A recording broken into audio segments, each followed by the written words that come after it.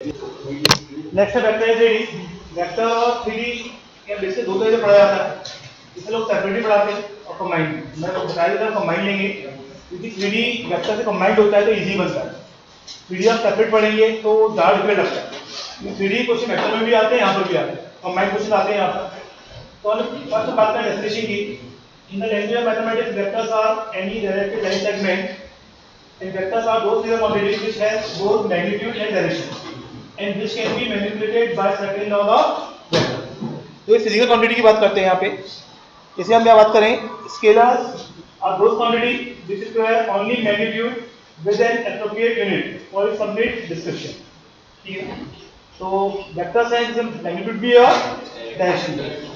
जैसे हम देखिए कोई भी वेक्टर है, ये हम लिखा हुआ है, एरो लेते हैं, इसको बोलते हैं हेड, टर्मिनल पॉइंट इसको बोलते हैं टेल और इनिशियल पॉइंट। तो ए बी वेक्टर है तो ए बी वेक्टर का मतलब क्या है, ए से बी।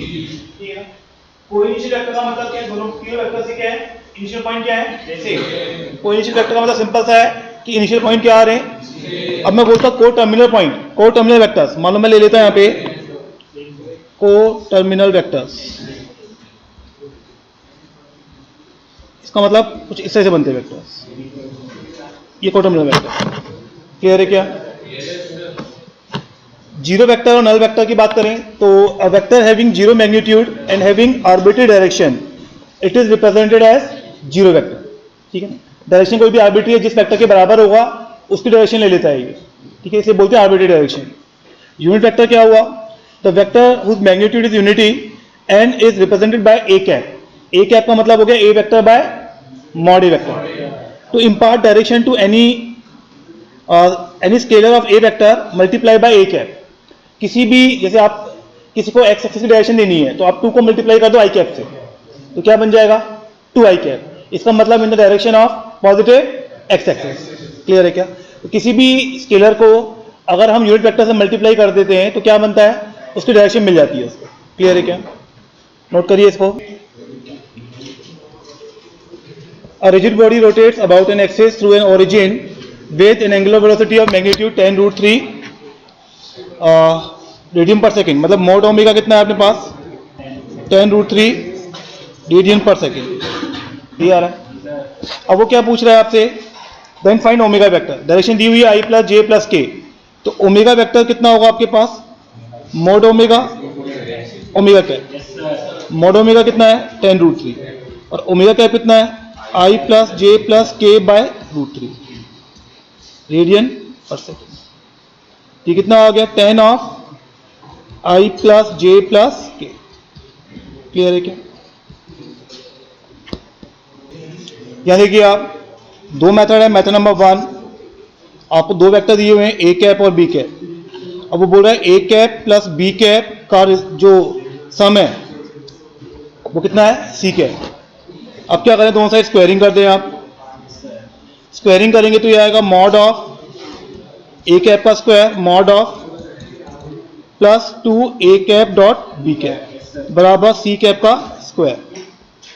अब हमने मान लिया ए वेक्टर और बी वेक्टर, इसको बोलते हैं angle between A vector and B vector. लिखने का तरीका है ये, बीच में कैप यूज करते हैं, इसका मतलब होता है एंगल के लिए। तो ए वेक्टर और बी वेक्टर के बीच में एंगल कितना है, थीटा मान लिया, ये हमें थीटा अज्यूम कर लिया। तो ये आ गया 1 प्लस 2 कॉस थीटा बराबर 1। तो कॉस थीटा कितना आ गया -12। तो थीटा कितना आ गया 120। ये आ गया मेरे पास। आपसे क्वेश्चन में पूछ रहा है A cap minus B cap, इसका स्क्वायरिंग करेंगे तो ये बनेगा ए कैप का स्क्वायर प्लस बी कैप का square minus 2 A dot B. ये आ गया 1 प्लस 1 कितना आ गया 3। तो ये आ गया mod of A minus B का मॉड इज रूट 3। क्लियर है क्या? एक तरीका और भी है करने का इसको। यहां देखिए आप, मेथड नंबर 2 हमने क्या किया यहां पे,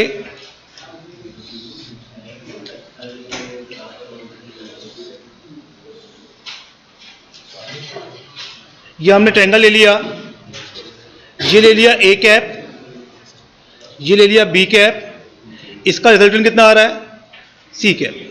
ये आ रहा है, कोई डाउट है यहां तक? अब क्या दिया हुआ है यहां पे, ये तीनों यूनिट वेक्टर हैं, अगर तीनों यूनिट वेक्टर है तो एंगल कितना होगा 60। इसको हमने पीछे एक्सटेंड किया इस तरह से, अगर ये ए वेक्टर है, ये ए कैप है, तो ये कितना होगा माइनस ए कैप, ये 60 है तो ये कितना हो गया, तो माइनस ए कैप और बी कैप के बीच में एंगल कितना आ रहा है 120, और ये वाला भी इसको इस तरह से ले लें अपन, ये भी बी कैप ही होगा, तो इनके बीच में एंगल भी कितना आ रहा है 120, तो ए वेक्टर और बी वेक्टर के बीच में एंगल कितना आ गया 120, ये तो यही से आ गया। अब मुझे निकालना है माइनस ए कैप या ए कैप माइनस बी कैप का मैग्नीट्यूड। हमने क्या किया, इस ट्रायंगल को कंप्लीट किया, ठीक है, ये 1 है तो ये भी कितना होगा 1, ये भी कितना है 1, ये x बराबर आ गया, ये अपने वेक्टर ले लिया इस तरह से, यहाँ पे ये आ गया minus A cap plus B cap, ठीक है ना। इसे हमने कोई नया वेक्टर मान लिया x वेक्टर, ठीक है, कोई डाउट है यहाँ तक। अब यहाँ से देखें तो ये अपन को इसका मॉड x निकालना है, अपन हमें जो निकालना है अपन को मॉड ऑफ x वेक्टर निकालना है, ये निकालना है। तो इस वाले ट्रायंगल में कोसाइन रूल लगाएं तो cos of 120 degree is 1 plus 1 minus x square by 2 into 1 into 1, ये कितना आ गया माइनस हाफ, तो एक्स स्क्वायर बराबर कितना आ गया 3, एक्स बराबर कितना आ गया √3, और एक्स ही क्या है mod of A cap minus B cap. Method number 3, इसने क्या बोला यहां पे,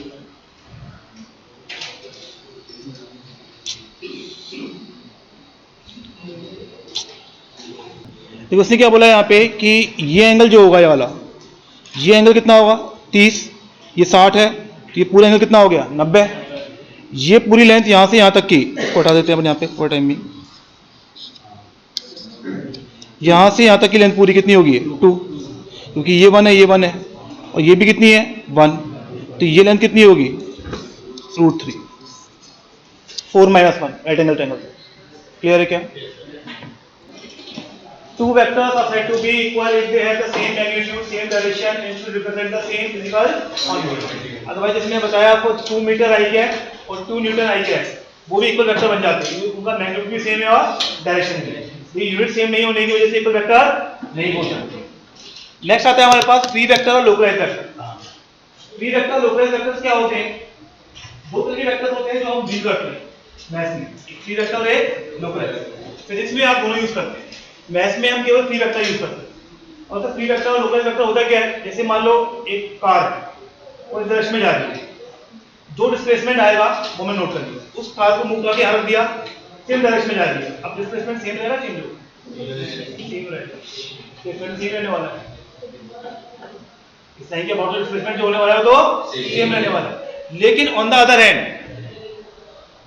अगर मैं ब्लॉक लूं, इस ब्लॉक में मैं फोर्स नीचे लगा रहा हूं या ऊपर लगा रहा हूं, तो जो इफेक्ट आने वाला है वो सेम है या चेंज होगा? Force is a localised vector, displacement is a free vector. तो हम जो मैथ्स में डील करते हैं वो केवल कौन से वेक्टर करते हैं? Free vector. लोकलाइज्ड वेक्टर की बात नहीं करते, वो आप केवल फिजिक्स में करते हैं। तो हमारे यहाँ पे वेक्टर्स को पैरेलल मूव करना अलाउड है, क्योंकि वो कोई रियल क्वांटिटी को रिप्रेजेंट नहीं कर रहा होता है, तो आप मूव करा सकते हैं। यहाँ पे से हम देखा वेक्टर्स को यहाँ पे नीचे लेके आ रहा है, वो अलाउड होता है। लेकिन फिजिक्स में बात करते हैं तो वहाँ पे आप नहीं कर सकते।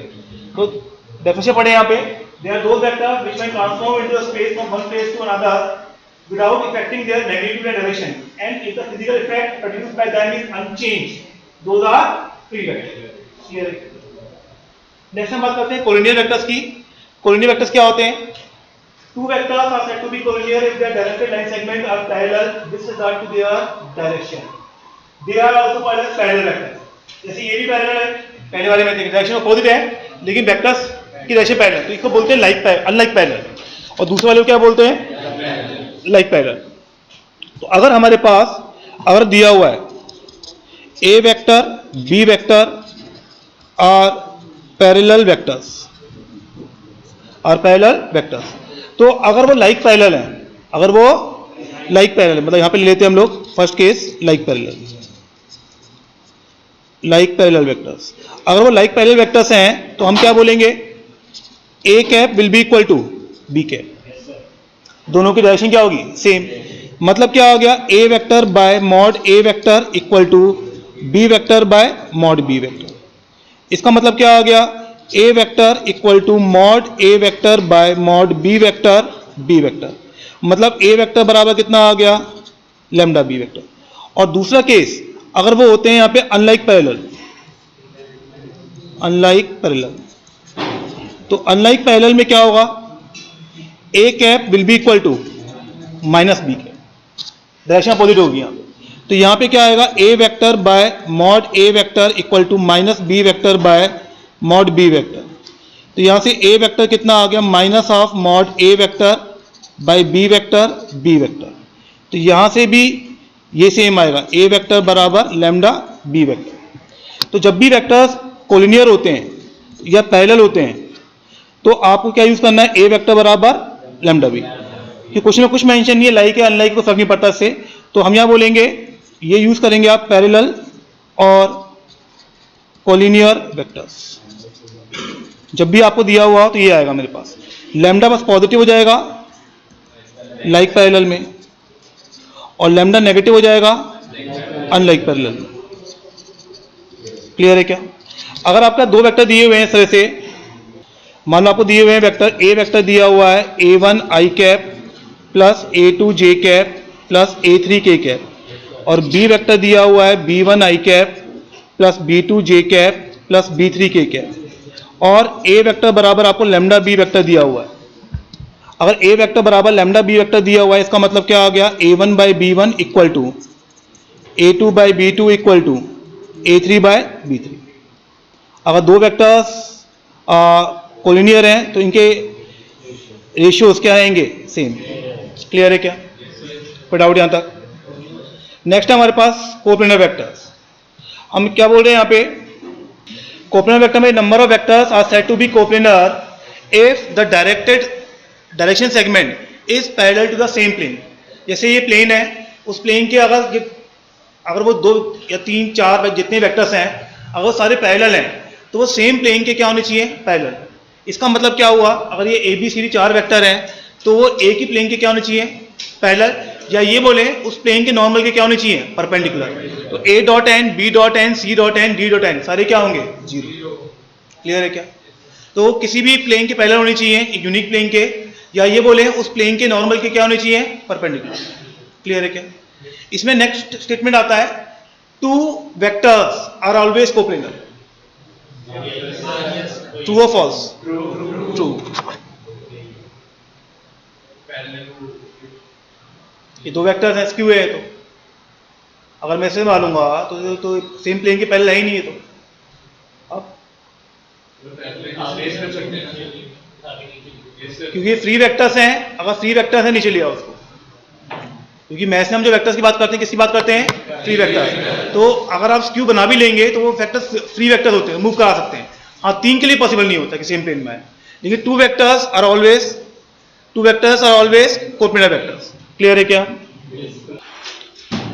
ए vector, B vector and C vector. तो क्लोज लूप में क्या होता है, वेक्टर का सम क्या होता है, zero. A plus B plus C is zero. या ए वेक्टर यहां ले लें, बी वेक्टर सेम डायरेक्शन में, और सी ले लें अपोजिट, तो ए प्लस बी बराबर कितना होगा, सी वेक्टर। होगा या नहीं होगा? ये होता है ट्रायंगल, आप फिजिक्स में भी यूज करते आ रहे हैं ये। पैरेललोग्राम में देखें हम लोग यहाँ पे, तो यहाँ पे हमने देखा ये अपने ले लिया ए वेक्टर, ठीक है ना, ये ले लिया अपने बी वेक्टर। अगर ये बी वेक्टर है तो ये भी कितना होगा, पैरेलल है इसके, और बीच में इसकी डायगोनल लेने वाली ये डायगोनल, तो ये पैरेललोग्राम से ये लॉ जो अपनी डायगोनल का वेक्टर होगा वो कितना होगा, A vector plus B vector. ठीक है ना? और यहां पे देखिए अपन, यहां पे लिया अपन ने ए वेक्टर, ये लिया बी वेक्टर, और इसको मान लिया डायगोनल को डी वेक्टर, ये इस तरह से ये डी वेक्टर मान लिया। तो अब क्या होगा, ए प्लस डी, ए वेक्टर प्लस डी वेक्टर बराबर कितना होगा, बी वेक्टर। तो डी वेक्टर बराबर कितना आ गया, B vector minus A vector. ठीक है ना? तो हम इससे बोल सकते हैं क्या, डायगोनल्स ऑफ पैरेललोग्राम आर क्या होती हैं, A vector plus B vector and B vector minus A vector बोल दो, या A vector minus B vector बोल दो, डायरेक्शन का फर्क पड़ता है। तो जो डायगोनल्स होंगी वो क्या होंगी, a plus B and a minus B, या a प्लस बी और b माइनस ए। क्लियर है क्या? 2i cap plus 3j cap minus 6k cap, तो ये तो आ गया यूनिट वेक्टर, ये आ गया इसके पैरेलल वेक्टर। सही है गलत है? पैरेलल वेक्टर दोनों लेने पड़ते हैं, प्लस भी लेना पड़ता है, और इसका ध्यान रखिएगा, वरना मार्क्स कटेंगे एग्जाम में। ध्यान नहीं देंगे आप। पैरेलल वेक्टर दोनों होते हैं, प्लस वाला भी होता है, माइनस वाला भी होता है। एक लाइक पैरेलल होता है और एक अनलाइक पैरेलल होता है। ये हमने लाइक पैरेलल गिवन है, तो a1/a2 equal to b1/b2 equal to क्या कर दिया हम लोगों ने, c1/c2। तो यहाँ से मेरे पास कितना आ गया, ये तो हट ही गया पूरा, ये वाला पैरामीटर आएगा ही नहीं, इसको लिखो ही मत चाहे तो, ये 2/1 लिख दो आप। तो ये आ गया 2x प्लस 4 बराबर x माइनस 1। तो x बराबर कितना आ गया? अब सिमिलरली y भी c के बराबर होगा। क्यों? ये j वाला कंपोनेंट नहीं आना चाहिए, क्योंकि दूसरे में नहीं आ रहा है। और इनका रेशियो देखें तो जो k कैप का रेशियो आ रहा है वो 1/2 आ रहा है, पॉजिटिव आ रहा है। तो रेशियो इज पॉजिटिव। अगर रेशियो पॉजिटिव है तो कौन सा पैरेलल होगा ये, लाइक पैरेलल। क्लियर है क्या? देखिए पेंटागन दिया हुआ है आपको, रेगुलर पेंटागन।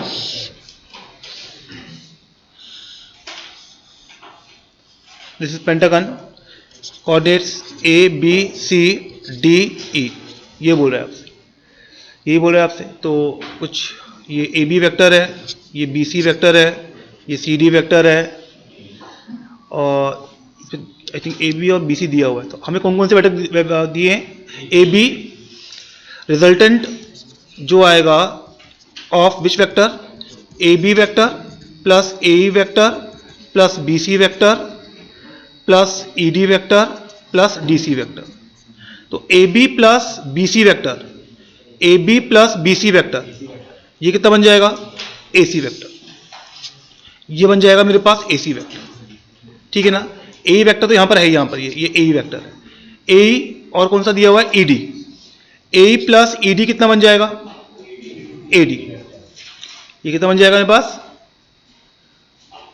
ये ए डी बनेगा ना, ये आ गया। तो A plus E D is A D vector plus D C vector. D C vector मतलब ये आ गया। अब A D plus D C ये किसके बराबर होगा? ए सी के। तो कितना आ गया? 2ac vector. क्लियर है क्या? ए बी वेक्टर कितना दिया हुआ है आपको? A vector.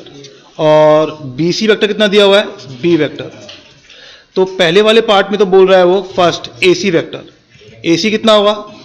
A B vector plus B C vector. तो कितना आ गया? A vector plus B vector.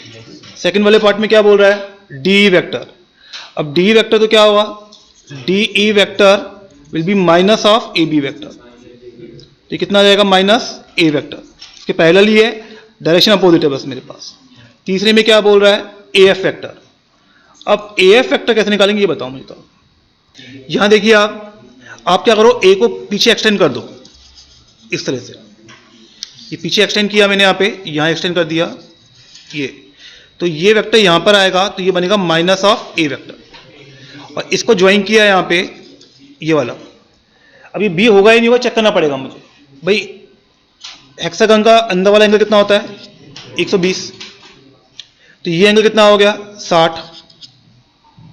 ये एंगल भी 120, तो ये भी कितना हो गया? 60। तो ये भी कितना हो गया? 60। मतलब ये तीनों लाइन क्या होंगी? बराबर। और ये वेक्टर इसके पैरेलल है बीसी के, और लेंथ सेम है, तो ये भी क्या होगा हमेशा? B vector. तो A F vector can be written as, इस ए एफ वेक्टर यहां पे आ गया। ए एफ वेक्टर इसको कुछ मान लेते हैं जी पॉइंट। तो ये A F vector can be written as A G vector plus G F vector. तो कितना आ गया? Minus A vector plus B vector. Clear है क्या? फोर्थ वाले पार्ट में क्या पूछ रहा है आपसे? C vector. अब आपसे पूछ रहा है वो सी वेक्टर। सी वेक्टर कौन सा वेक्टर है मेरे पास? This is C vector. तो सी वेक्टर और बी एफ वेक्टर वो दोनों क्या होंगे? सेम। अब ये वाला वेक्टर निकालना है मुझे, ये वाला। तो हम बोल सकते हैं A vector plus B F vector can be written as A F vector. A F कितना आया था? Minus A plus B. तो बी एफ वेक्टर कितना आ गया? B vector minus 2a vector. तो ये कितना आ गया? B vector minus 2a vector. Clear है?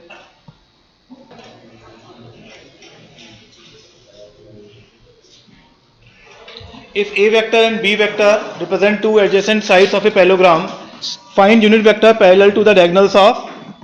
तो हमने diagonals क्या होती हैं, A प्लस बी और A माइनस बी या B माइनस ए।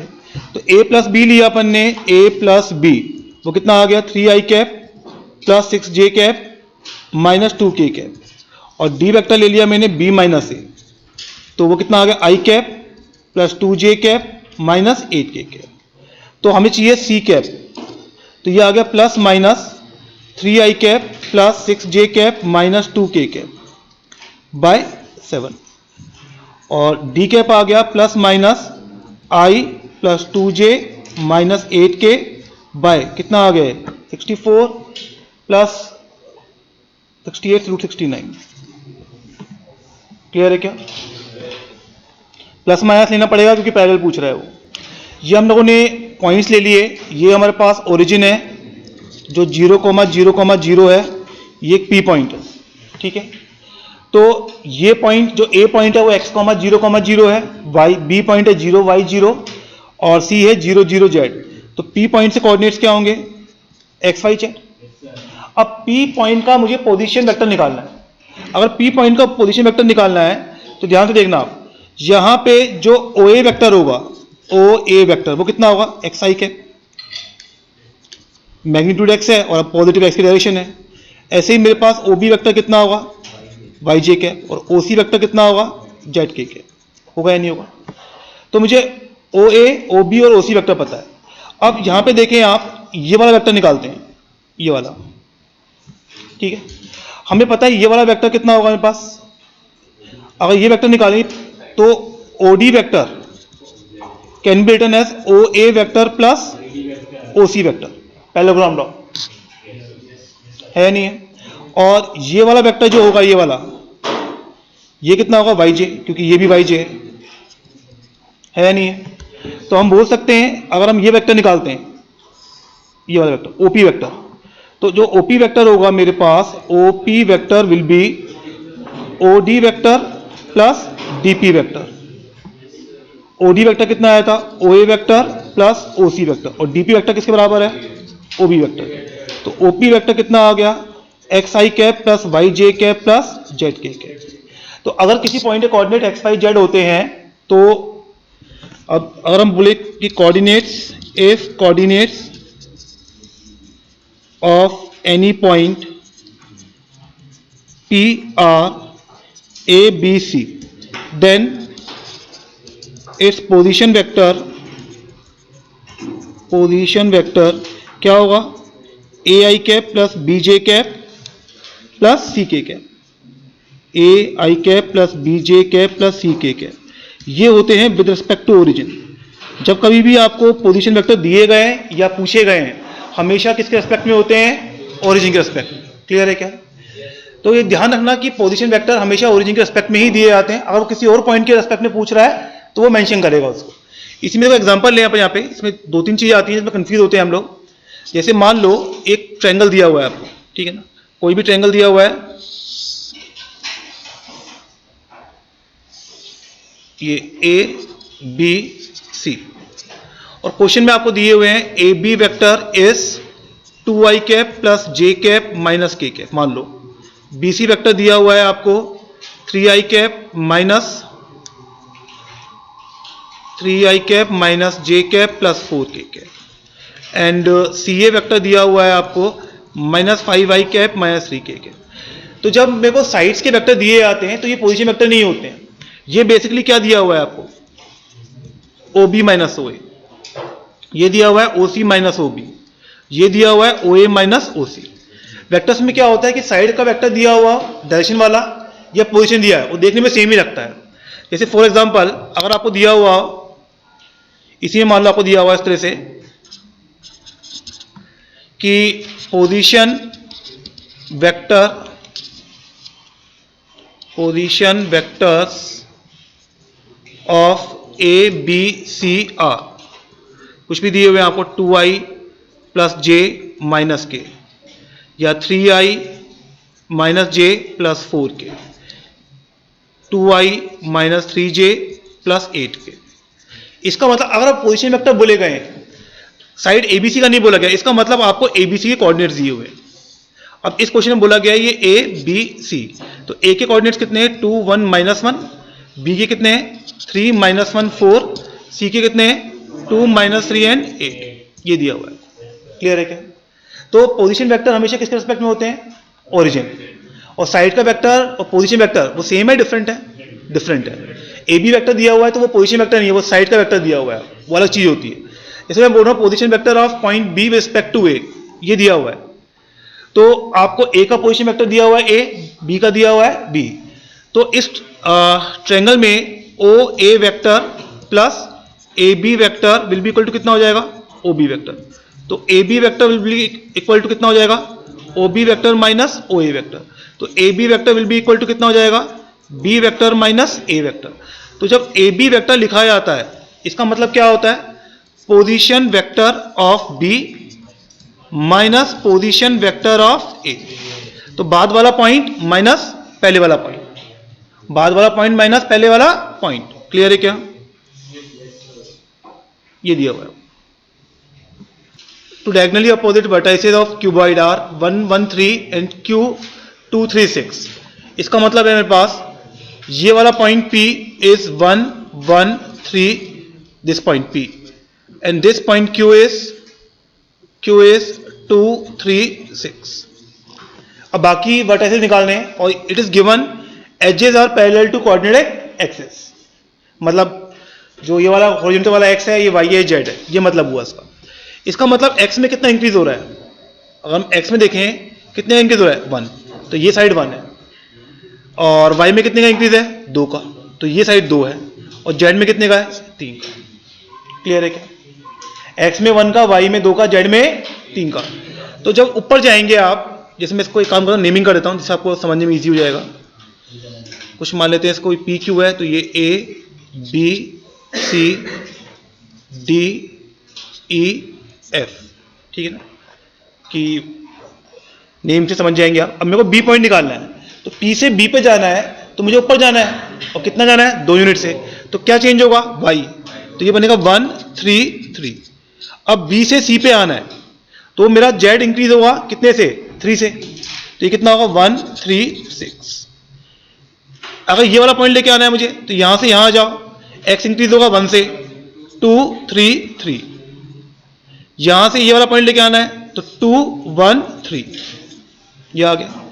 अब E पॉइंट लेके आना है और D लेके आना है, इसमें बाहर आना है, P से D लेके आओ, ये बाहर आओ यहां से, तो ये आएगा 1 1 6। यहां पे जाओ, x इंक्रीज होगा 2 1 6। क्लियर है क्या? ये हमने ले लिया कोई भी क्यूबॉइड। इसकी पहले एक नेमिंग कर लेते हैं जिससे समझना इजी हो जाए। A B C D E F G H। अब ध्यान से देखिए यहां पर, अब वो बोला one of the vertices of cuboid is 1 2 3। अब आप कोई भी नहीं मान सकते यहां पर, आगे क्वेश्चन पढ़िए पहले इसके लिए। And the edge from this vertex are along the positive x, मतलब पॉजिटिव तो x है, नेगेटिव y है, y कम हो रहा है, और z क्या है? पॉजिटिव है। तो x और z पॉजिटिव है और y नेगेटिव है, तो कौन सा पॉइंट होगा? D point. ये कौन सा पॉइंट होगा? D point. ये आपने इंटरप्रेट नहीं किया यहाँ पे, तो पूरा क्वेश्चन गलत है, क्योंकि यहाँ पे x बढ़ रहा है, z बढ़ रहा है और y कम हो रहा है। अब साथ में क्या बोला गया है? x y z की लेंथ 2 3 2 है, तो मतलब ये लेंथ 2 है, ये लेंथ 3 है और ये लेंथ 2 है। अब तो बस क्वेश्चन में बचा ही नहीं है। इस पॉइंट को लेंगे तो 2 बाहर जाना है, 3 2 3। इस पॉइंट को लेंगे तो 2 बाहर आना है, 3 2 5। इस पॉइंट को लेंगे 3 नीचे आना है, 3 नीचे आना है तो 3 -1 3। इस पॉइंट को लेंगे 3 नीचे आना है, 1 -1 3। इस पॉइंट को लेंगे 2 बाहर आना है, 1 2 5। इस पॉइंट को लेंगे, a को बाहर आना है तो 1 -1 5। इस पॉइंट को लेंगे 3 -1 5। क्लियर है क्या?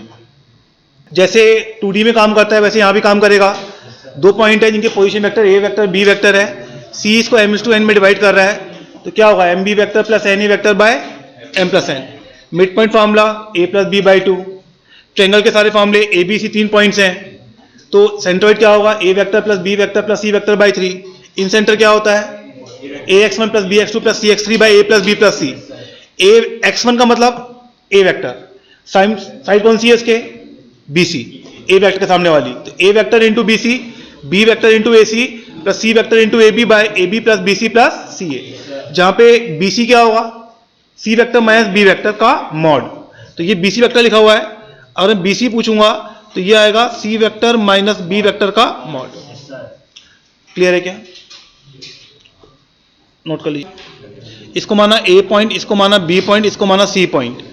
आप ए बी डिस्टेंस निकालेंगे तो वो आ जाएगा √18, बी सी निकालेंगे तो वो भी कितना आ रहा है, √18, और सी ए कितना आ रहा है 6। तो आप देखिए यहाँ पे तो A B square plus B C square बराबर कितना आ रहा है, सी ए स्क्वायर। इसका मतलब क्या हो गया, राइट एंगल। और साथ में ए बी बराबर बी सी भी आ रहा है, तो क्या हो गया, आइसोसेलेस। ट्रायंगल क्या हो गया, राइट आइसोसेलेस ट्रायंगल। इसमें क्या किया हम लोगों ने, क्वेश्चन नंबर 2 में बात करें हम लोग यहाँ पे, तो पी पॉइंट जो है मेरे पास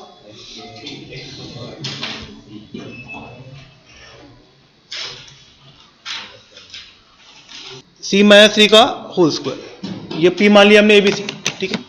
तो ये आ गया मेरे पास ए पी स्क्वायर, और माना हमने फिर बी पी स्क्वायर, तो वो आ गया ए माइनस 2 का whole square plus B minus 3 का whole square plus C minus 6 का होल स्क्वायर बराबर कितना ले लिया हम लोगों ने, 18। फिर आउट यहाँ तक सिंप्लीफाई करेंगे तो लाइन बन जाएगी 2a plus 2b plus 6c बराबर 53। ए को x, बी को y, सी को z, तो ये बन जाएगा 2x plus 2y plus 6z बराबर 53। किसकी इक्वेशन है, प्लेन की। क्लियर है। यहाँ देखिए आप, ये आपको दिया हुआ है ए पॉइंट दिया हुआ है 1 2 3, बीच में एक प्लेन है इस तरह से, ये XY प्लेन है, और बी पॉइंट यहां पर है, कुछ बी पॉइंट यहां पर है जिसके कोऑर्डिनेट्स दिए हुए हैं 2 3 6। और क्वेश्चन में क्या पूछ रहा है, ये XY प्लेन पे जो पॉइंट आ रहा है वो इस ए बी को किस सेगमेंट में, किस रेशियो में डिवाइड कर रहा है। तो हमने मान लिया λ/1 में डिवाइड कर रहा है। तो आप तो केवल क्या निकालो, जेड कोऑर्डिनेट निकालो, क्योंकि XY प्लेन है तो जेड कोऑर्डिनेट कितना होगा, 0, वो 0 होना चाहिए। तो जेड कोऑर्डिनेट कितना आ रहा है, 6 lambda plus 3 by lambda plus 1 is 0। तो लैम्डा कितना आ गया, तो 1:2 कितना आ गया एक्सटर्नल, रेशियो नेगेटिव है यहाँ पर। यहाँ पे ए बी डिस्टेंस निकालेंगे तो वो आ रहा है √2, बी सी निकालेंगे √13, सी ए निकालेंगे √11। तो आप देखिए यहाँ पे A B square plus A C square बराबर कितना आ रहा है, बी सी स्क्वायर। तो ट्रायंगल जो मेरा पास बन रहा है यहाँ पे, ये पॉइंट ए है, ये बी है, ये सी है, ये ट्रायंगल कौन सा है, राइट एंगल ट्रायंगल। तो ये मतलब यहाँ पे क्या हो गया, ये पॉइंट तो क्या बन गया, ऑर्थो सेंटर, और सर्कम सेंटर क्या होता है, midpoint of B C. Clear है क्या। तो midpoint of B C कितना आएगा मेरे पास, -½ 2, 0, दिस सर्कम सेंटर सी, ये एस मान लो उसको। क्लियर है क्या। हमने कोई भी कोऑर्डिनेटर ले लिया इस तरह से, ये O A B C। देखो कोऑर्डिनेटर जब भी आप माने तो बेस्ट तरीका होता है एक पे आप ओरिजिन मान लें, कोई जनरेटिव ब्रेक नहीं होती है इससे। इसको मान लिया A वेक्टर, ठीक है, इसको मान लिया C वेक्टर, इसको मान लिया B वेक्टर। तो लेकिन अगर ये पैरेललोग्राम होता, ध्यान से देखिए यहाँ पे, इन केस ऑफ पैरेललोग्राम, अगर आप पैरेललोग्राम में कभी ऐसे वर्टिसेस मानने हो आपको, तो क्या होता है, ध्यान से देखेंगे सब लोग यहाँ पे, कभी पैरेललोग्राम में आपको से मानने तो O A B C, इसमें अगर वर्टिसेस मानने हैं आपको तो आप क्या मानेंगे यहाँ पे, इसको ओरिजिन, इसको A वेक्टर, इसको C वेक्टर, तो ये कितना होगा A प्लस, ये कितना होगा, क्योंकि मिड पॉइंट जो डायगोनल होती है वो क्या करती हैं, बाइसेक्ट करती हैं। तो एक A है, एक C है, या एक A है B है, तो दूसरा कितना होगा A प्लस B या A प्लस C। इससे हमारा काम इजी हो जाता है। इसलिए कि यहाँ पे क्या है, कोऑर्डिनेटर गिवन है इसलिए मान नहीं सकते। अब यहाँ पे क्या गिवन है कि मिड पॉइंट जो लेंगे अपन, ये मिड पॉइंट्स, ये मिड पॉइंट ले लिए, इनको ज्वाइन करने वाला जो कोऑर्डिनेटर बन रहा है वो क्या बनना चाहिए, पैरेललोग्राम। वो कैसे प्रूव करेंगे अपन, ये वाला जो पॉइंट होगा वो कितना होगा, B प्लस C बाई 2, ये वाला जो पॉइंट है मेरे पास, ये कितना आ रहा है b plus C by two. ये वाला कितना आएगा a plus B by two. ये वाला कितना आएगा a बाई टू। और ये कितना आएगा c बाई टू। ये आ रहा है। इस पॉइंट को मान लिया d, इसको मान लिया e, इसको मान लिया f, इसको मान लिया g। तो अगर हम देखें यहां पे तो मिड पॉइंट ऑफ EG वो कितना आ रहा है a plus B plus C by 4। ऐसे ही मिड पॉइंट ऑफ DF वो भी कितना आ रहा है a plus B plus C by 4। इसका मतलब क्या हो गया डायगोनल बाइसेक्ट्स। किसी भी कोऑर्डिनेटर में डायगोनल बाइसेक्ट करती हैं तो वो क्या होता है पैरेललोग्राम। क्लियर है क्या? तो दोबारा बोल रहा हूं, if a vector and b vector are two non collinear vector, if x1 a vector plus y1 b vector बराबर x2 a vector plus y2 b, then x1 बराबर x2 a वेक्टर के कोफिशिएंट बराबर होते हैं और b vector के coefficient बराबर होते हैं। मतलब हमें क्या दिया हुआ है यहां पे,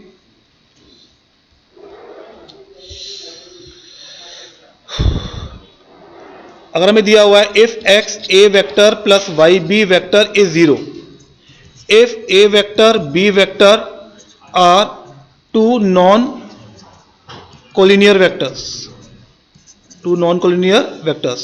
then यहां पे x बराबर y बराबर 0 होता है। x बराबर y बराबर 0 होता है। अब इसका प्रूफ की बात करें आता कैसे है? अगर मैंने मान लिया x नॉन जीरो है, x कितना है तो x a वेक्टर बराबर कितना आ गया, तो a वेक्टर बराबर कितना आ गया, तो इसका मतलब क्या आ गया वेक्टर्स क्या आ गए कोलिनियर। और क्वेश्चन में a वेक्टर बराबर लैम्डा b वेक्टर आ गया ना। और सिमिलरली एक बार मैंने y को नॉन जीरो माना तो b वेक्टर बराबर कितना आ गया, ये भी गलत है। तो इसका मतलब x भी जीरो होगा और y भी जीरो होगा। तो बेसिकली इस थ्योरम में हमने यही किया है। देखो इसमें हमने क्या किया है, इसको इधर ले आए तो x1 minus x2 a vector plus y1 minus y2 b vector बराबर 0 किया है। तो x1 बराबर x2 किया और y1 बराबर y2। क्लियर है क्या? ये क्वेश्चन में काम आता है।